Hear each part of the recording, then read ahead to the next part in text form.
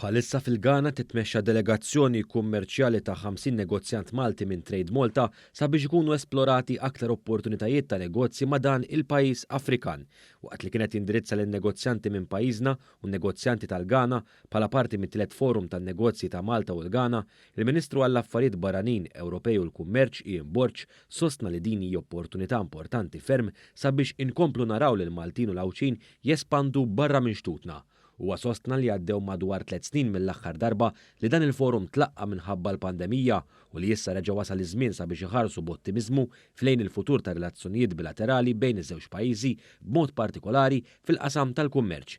Il-Ministru tkellem ukoll dwar l-opportunitajiet ta' tkabbir u żvilupp taħt iż-żona tal-kummerċ ħieles tal-kontinent Afrikan u sostna li din hija ċavetta biex tiżdied il-kollaborazzjoni.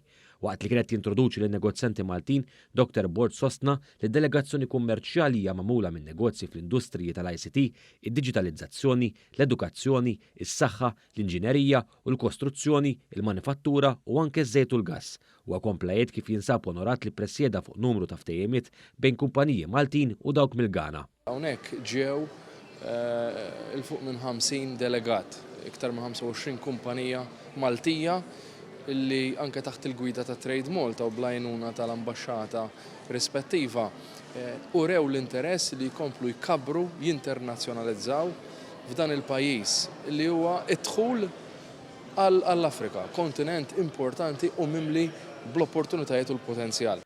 Huwa komplajiet kif l-irwol tiegħu ta' Ministru għall-Kummerċ f'diskussjonijiet li jkollu ma' bosta negozjanti sostna lil Maltin iħarsu lejn dan il-pajjiż li għandu ambjent dinamiku fejn jidħol in-negozju u bekk hu ideali biex inħolqu kollaborazzjonijiet bejn imsieħba internazzjonali.